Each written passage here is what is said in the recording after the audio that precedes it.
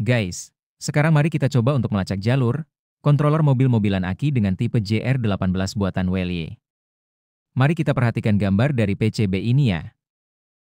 Kita akan lacak kemana jalur listrik itu berasal, baik jalur tegangan dan atau powernya, maupun jalur-jalur sinyalnya. Sebelum kita bahas lebih jauh, kita kenali dulu soket-soketnya terlebih dahulu. Nah ini guys, ternyata saat saya lihat di PCB-nya, dan saya pikir tertutup oleh dudukan soket, ternyata, setelah dudukan soketnya diangkat, untuk soket 7 pin, RX18 buatan Welly ini, tidak ada kode-kodenya, biasanya ada tulisan flashback, VCC, ROCK atau rocker, GRN atau VSS yang maksudnya adalah ground, S_B untuk backward, S_F untuk forward dan H_L untuk high-low speed. Tetapi ternyata setelah saya cek dan saya tes baik diurut jalurnya dengan voltmeter atau kita coba jumper dengan kabel, ternyata fungsinya sama dengan controller lain. Ya seperti itu guys. Jadi rupanya, walau controller JR18 ini tidak ada kode-kode tulisannya, namun ternyata, baik urutannya maupun fungsinya sama dengan controller-controller JRRX yang lain. Yang pertama, kita kenali dulu untuk soket 7 pin. Pada soket ini ada 7 pin. Dengan pin nomor 1 adalah flashback terhubung langsung dengan positif baterai, soket nomor 2 adalah VCC yang digunakan sebagai switch on-off. Terus pin nomor 3. Kalau untuk JR18 ini sepertinya tidak dipakai, tetapi untuk controller-controller yang lain, biasanya pin ini untuk fungsi maju mundur berulang atau gampangnya untuk odong-odong. Goyang maju dan mundur berulang. Selanjutnya untuk pin nomor 4, adalah ground, dan pin ini terhubung langsung dengan negatif bateri. Terus, untuk pin nomor 5, digunakan untuk fungsi mundur kalau di ground. Sedang pin nomor 6, digunakan untuk fungsi maju kalau di ground. Yang terakhir adalah pin nomor 7, pin ini digunakan untuk fungsi high dan low speed atau kecepatan tinggi dan kecepatan rendah. Untuk pin nomor 7 ini, kadang-kadang tidak dimanfaatkan. Kalau tidak di ground atau digantung, dilepas saja, tanpa dikonek ke ground, biasanya, statusnya adalah high speed atau otomatis posisi kecepatan tinggi. Tetapi kalau pin nomor 7 ini dimanfaatkan, maka, kalau di ground akan mengaktifkan mode low speed atau kecepatan rendah. Soket selanjutnya adalah soket power supply atau soket baterai. Pada soket ini juga dipasang thermal fuse, di mana thermal fuse ini akan putus kalau amperenya melonjak dan panas. Fuse ini akan kembali normal, nyambung lagi, kalau temperatur fuse-nya sudah turun kembali normal. Ingat, pemasangan kabel di soket ini tidak boleh terbalik. Totali tidak boleh terbalik. Kalau terbalik, akan merusak kontrolernya. Berikutnya, adalah soket gearbox penggerak roda. Untuk soket gearbox penggerak roda, untuk beberapa controller bisa dijumpai. Tersedia 2 buah soket ini. Pemasangan kabel untuk gearbox penggerak roda ini. Pemasangannya, jika terbalik tidak apa-apa. Hanya saja, walau tidak merusak controller maupun motor gearboxnya, putaran motornya bisa terbalik. Dengan demikian, apabila putaran motornya terbalik, maka, kabelnya saja yang dibalik pada soket ini. Soket yang terakhir guys, adalah soket gearbox steer. Untuk soket gearbox steer atau steering, pemasangan kabel untuk gearbox steering, pemasangannya, jika terbalik tidak apa-apa. Hanya saja, walau tidak merusak controller maupun motor gearboxnya, putaran motornya bisa terbalik sama seperti gearbox penggerak roda. Dengan demikian, apabila putaran motornya terbalik, maka, kabelnya saja yang dibalik pada soket ini. Pasal 1. Kemana perginya tegangan, saat soket power supply baterai ditancapkan ke controller. Sekarang kita mulai ya guys. Dengan lacak jalur PCB, kita awali melacak tegangan power supply baterai, sebelum power on, atau sebelum kunci dihidupkan. Jadi begitu kabel power supply, atau soket power supply ditancapkan di kontrolernya, kemanakah larinya tegangan baterai tersebut? Apakah controller sudah dalam kondisi hidup? Nah ini yang perlu kita ketahui. Langkah pertama, kita masukkan soket power supply ke kontrolernya. Begitu power supply dimasukkan, maka untuk yang tegangan positif, kabel warna merah, tegangan listriknya, setelah melewati thermal fuse, lalu masuk di positif soket power supply pada kontrolernya, kabel warna merah tersebut, hanya sampai di ujung pin nomor 1. Terus sampai ke ujung kanan 2 buah relay dan sampai ke positif IC RZ7889 termasuk positif kapasitornya. Sedang untuk tegangan negatif, kabel warna hitam, jalur yang langsung terhubung ground hanya sampai ke pin nomor 4, ground. Kabel warna hitam terus ke MOSFET 150N03L, lanjut ke voltage regulator 7530 dan ke IC tanpa nomor, juga ke IC transceiver XN297LBW, terus ke IC RZ7889 termasuk negatif kapasitornya dan juga ke driver IC MX3212. Perhatikan ini guys, sekali lagi perhatikan. Pin nomor 2 pada soket 7 pin, belum kemasukan tegangan apapun. Sekali lagi, perhatikan ya, di pin nomor 2, pin tersebut belum kemasukan tegangan, belum dikonek sama sekali ya. Ini, kalau kita baru memasukkan soket power supply ke kontrolernya. Jadi ini perlu diperhatikan ya, soket ini belum terkena tegangan apapun. Kenapa? Nanti kita jawab kenapa-kenapanya guys. Selanjutnya, kita mulai perhatikan lebih teliti ya. Setelah kita lakukan pelacakan jalur, dan perhatikan ya, pin nomor 2 pada soket 7 pin, itu arah kabelnya kemana guys? Ternyata setelah dilacak jalurnya, pin nomor 2 tersebut terhubung ke positif, atau VDDIC voltage regulator 7530 dan ke positif, atau VDDIC driver MX3212, di mana sebelum ke voltage regulator dan ke IC driver, melewati dahulu sepasang resistor dan kapasitor.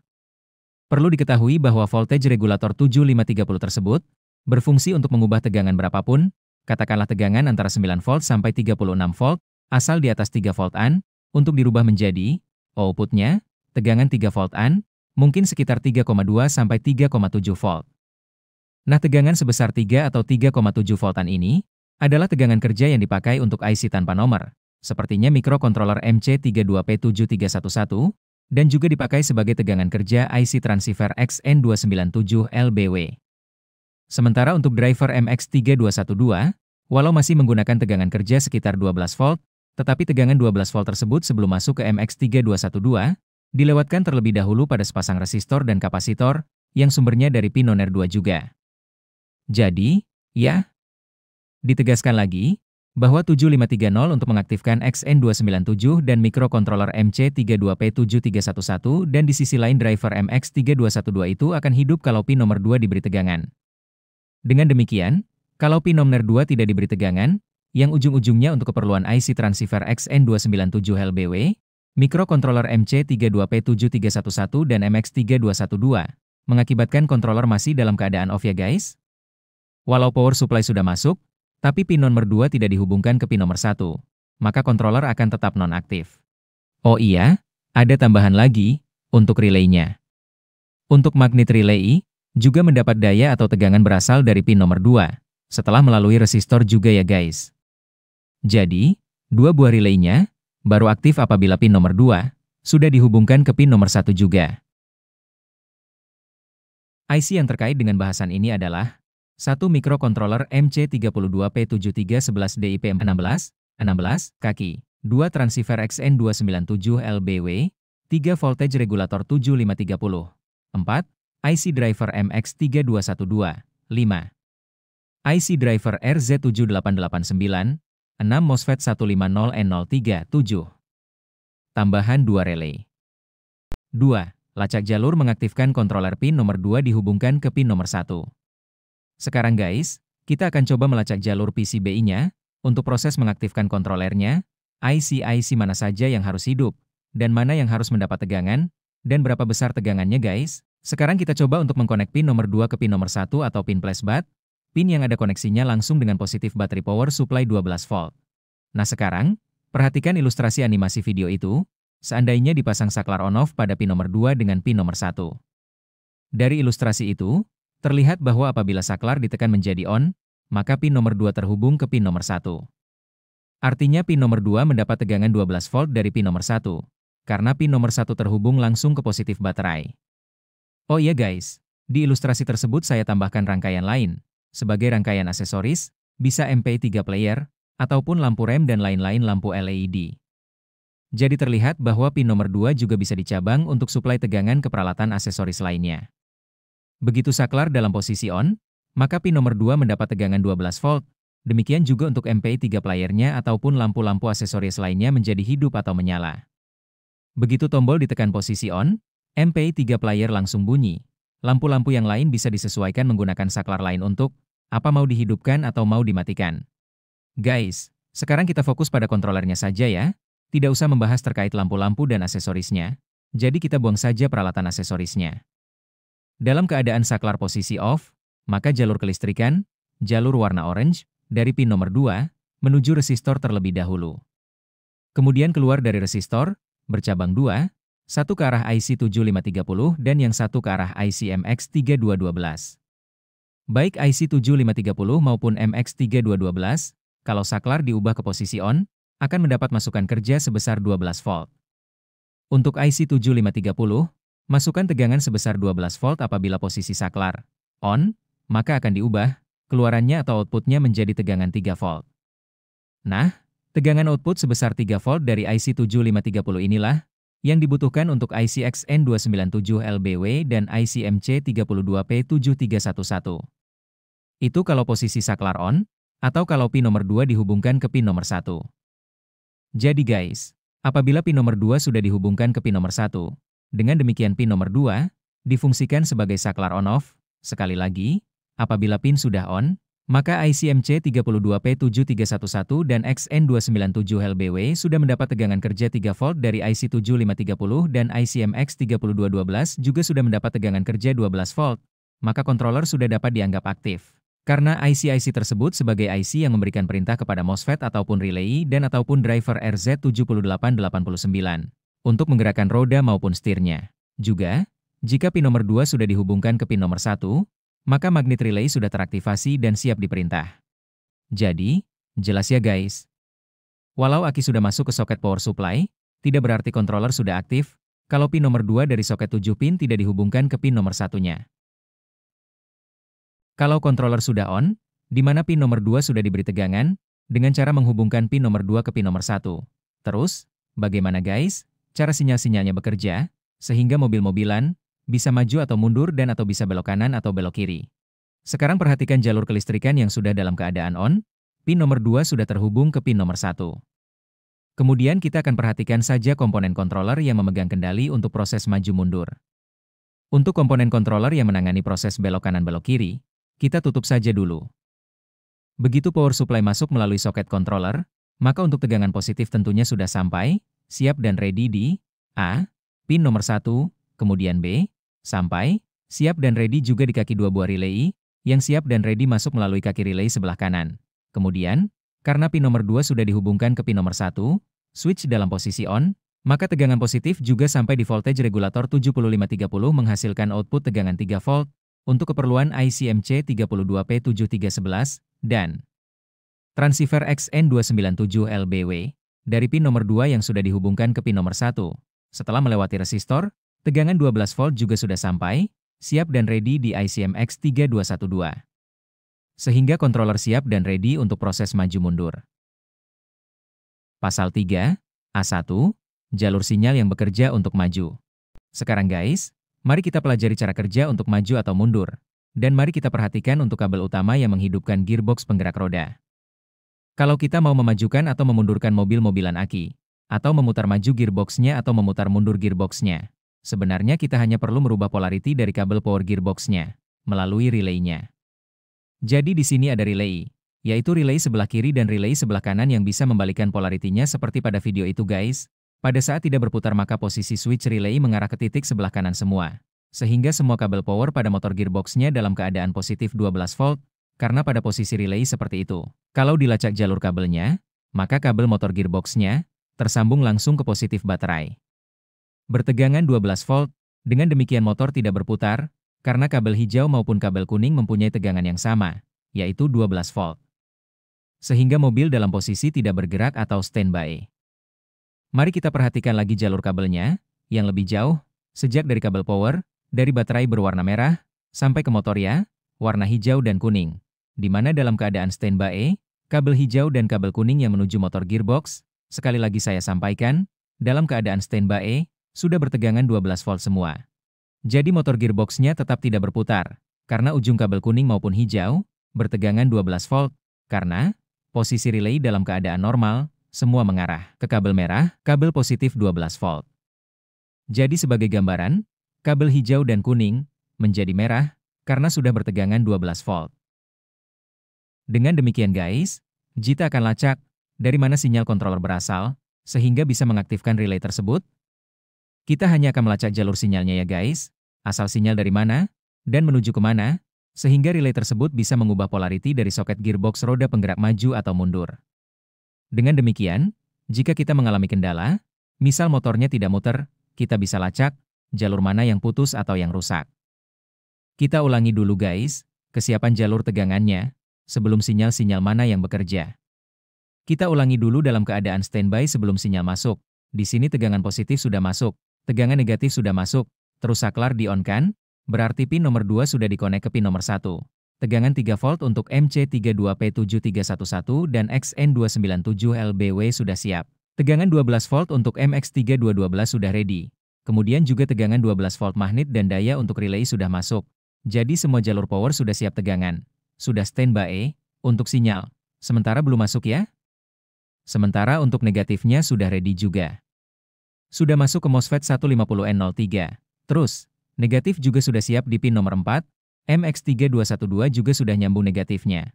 IC7530 negatifnya ada, IC MX32P7311 dan XN297LBW juga sudah terhubung ke negatif. Dua buah relay. Kabel abu-abu adalah kabel power negatif yang keluar dari MOSFET.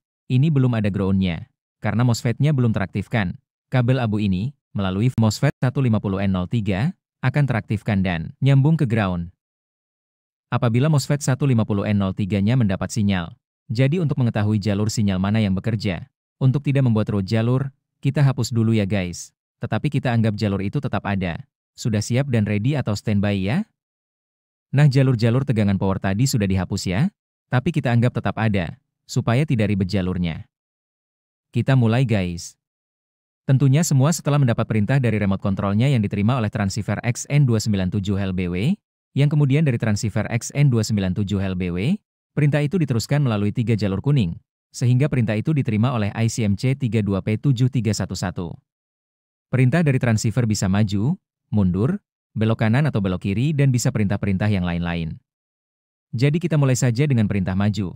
Setelah mendapat perintah maju yang diterima dari XN297LBW melalui jalur kuning, maka ICMC32P7311 mengeluarkan sinyal 3 volt melalui jalur biru muda, dikirim ke ICMX3212 seperti gambar itu ya guys. Setelah sinyal biru muda diterima oleh ICXN3212 melalui kaki nomor 6, kemudian ICXN3212 melalui kaki nomor 3, mengeluarkan perintah berupa sinyal ground ke kumparan magnet relay sebelah kiri, melalui kabel ungu. Kenapa sinyal dari XN3212 adalah ground?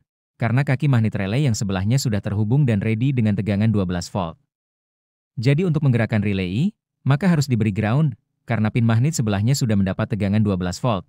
Perlu diingatkan lagi ya guys, untuk magnet kedua buah relay itu, di sebelah kaki pin yang berlawanannya, sudah terhubung ke tegangan 12 volt ya guys, yang tegangannya diambil dari pin nomor 2 soket 7 pin. Akibat masuknya sinyal ground kabel warna ungu dari kaki nomor 3, ICXN3212, ke relay sebelah kiri, maka saklar relay akan berpindah, dari semula mengarah ke kanan menjadi mengarah ke kiri. Akibat dari perindahan saklar relay ini yang mengarah ke kiri, maka kabel power hijau untuk motor penggerak roda, menjadi terhubung ke kabel abu-abu ground. Kondisi ini, di mana saklar relay mengarah ke kiri, maka kabel power supply penggerak motor roda, warna hijau, akan terhubung ke kabel abu-abu, sehingga motor penggerak roda akan berputar. Tetapi kabel abu-abu ini, harus diaktifkan terlebih dahulu untuk membuka ground-nya. Kalau MOSFET 150N03 belum diaktifkan, maka status kabel abu-abu adalah menggantung atau mengambang atau terputus, bukan dan belum ground. Untuk mengaktifkan MOSFET 150N03, maka ICMC32P7311, melalui kaki nomor 6-nya, kabel warna merah, memberikan atau mengeluarkan sinyal ke ICMX3212, melalui kaki nomor 6, dengan masuknya sinyal ke kaki nomor 6 ICMX3212 ini. Maka ICMX3212, akan mengeluarkan perintah sinyal ke MOSFET 150N03 untuk membuka gerbangnya, sehingga ground terhubung ke kabel abu-abu. Sekarang kabel abu-abu yang mengambang berubah menjadi warna hitam yang sudah terhubung ke ground. Kita munculkan kembali jalur kabel power positif dan negatifnya ya guys, dari baterai menuju ke motor penggerak roda. Dengan demikian guys, apabila relay kiri, switch-nya mengarah ke kiri atau ground, dan relay kanan, switch-nya mengarah ke kanan atau positif 12 volt, maka kabel hijau akan bertegangan 0 volt, berubah menjadi warna hitam, dan kabel kuning akan bertegangan 12 volt, berubah menjadi merah.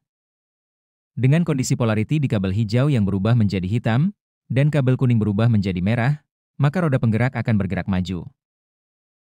Itulah jalur sinyal sejak dari IC XN297LBW, IC MC32P7311, terus ke IC MX3212, dilanjut ke MOSFET 150N03, sampai bagaimana memerintahkan relaynya untuk pindah switch, sehingga motor roda penggerak maju, berputar.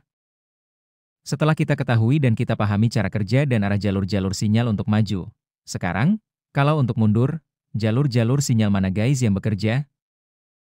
Kunci kontak dinyalakan, maka pin nomor 2 dan nomor 1 terhubung, sehingga jalur warna orange aktif. Dengan aktifnya jalur warna orange dengan tegangan 12 volt, maka IC MX32212 dan relay sudah on. Aktifnya jalur warna orange, maka juga tegangan 3 volt dari IC 7530 ada, sehingga IC MC32P7311 microcontroller dan XN297LBW transceivernya aktif juga. Aktif semua IC-IC tersebut. Sekarang tinggal memberi sinyal untuk mundur. Setelah tombol mundur dari remote controlnya ditekan, maka IC transceiver XN297LBW akan mengirim perintah ke IC MC32P7311 untuk membangkitkan sinyal mundur. Untuk itu IC MC32P7311 melalui kaki nomor 15, warna biru muda. Sinyal 3 volt dikirim ke IC MX3212 kaki nomor 5. Dari perintah IC MC32P7311 ke MX3212, maka IC MX3212 akan memberikan sinyal dari kaki nomor 4, kabel warna ungu, tegangan ground atau zero ke relay kanan. Dengan demikian relay sebelah kanan, switch-nya akan berpindah dari menunjuk ke kanan menjadi menunjuk ke kiri. Dengan berubahnya switch relay sebelah kanan menjadi menunjuk ke kiri, maka kabel warna kuning dari motor penggerak roda akan terhubung ke kabel abu-abu. Sementara kabel warna hijau dari motor penggerak, melalui relay sebelah kirinya, tetap mengarah atau terhubung ke positif tegangan 12 volt, walau kabel kuning sudah terhubung ke kabel abu-abu. Namun dikarenakan MOSFET 150N03 belum diaktifkan, maka kabel kuning dari motor penggerak roda belum terhubung langsung dengan ground baterai. Sehingga, jika MOSFET 150N03-nya belum diaktifkan, maka motor penggerak roda belum bisa berputar. Pemindahan arah relay pengubah polarity dan pengaktifan MOSFET 150N03 dilakukan pada saat yang sama, di mana dari IC MC32P7311, dari kaki nomor 6 untuk mengaktifkan MOSFET, pada waktu yang sama dari kaki nomor 15 untuk memindah arah relay kaki nomor 6. Mundur. Secara bersamaan dengan kaki nomor 15, juga mengeluarkan sinyal. Kabel warna merah, menuju IC Y1, terus masuk menuju IC MX3212 kaki nomor 8, dan IC MX3212 mengeluarkan sinyal dari kaki nomor 3 ke MOSFET 150N03. Dengan diaktifkannya MOSFET 150N03 ini, maka kabel abu-abu yang semula mengambang atau tidak terkonek dengan ground menjadi terkonek ground, dan sekarang warna kita rubah jadi hitam ya guys. Sekarang jadi jelas ya guys, kabel abu-abu yang semula mengambang sekarang sudah menjadi ground karena MOSFET 150N03 sudah diaktifkan. Dengan demikian, maka kabel warna hijau melalui relay sebelah kirinya berubah menjadi merah, terhubung ke kabel merah, nyambung ke positif baterai, sedang kabel kuning melalui relay sebelah kanan, saklarnya berpindah ke arah kabel abu-abu yang sudah menjadi hitam, karena IC 150N03-nya sudah aktif. Dengan demikian kabel kuning terhubung ke ground, kabel hijau terhubung ke positif baterai, maka motor atau gearbox roda penggerak akan berputar sebaliknya atau bergerak mundur. Itulah guys, gambaran mengenai jalur power positif dan negatifnya, mengenai bagaimana cara memajukan atau memundurkan mobil-mobilan aki, dan juga mengenai gambaran bahwa, bagaimanapun juga, pin nomor 2 dari soket 7 pin harus diberi tegangan, karena dari sini IC-IC yang lain, yang membutuhkan tegangan di bawah 12 volt, misal 3 volt harus dibangkitkan. Dengan demikian, jika pin nomor 2 tidak diberi tegangan, maka kontrolernya tidak akan aktif. Di samping itu, ini juga dapat menjelaskan, kenapa ada controller yang menggunakan 5 pin dan ada controller yang menggunakan 7 pin. Pada controller yang menggunakan 5 pin, sebetulnya ada pin nomor 1 dan nomor 2-nya. Namun, pin nomor 2 dan pin nomor 1 tersebut sudah dihubungkan secara internal, sehingga tidak ada fungsi on-off. Kunci on-off dibuat atau dipasang dengan cara memutus kabel powernya dari baterai. Begitu power baterai masuk ke soket baterai, maka controller langsung ready to work, atau siap bertugas.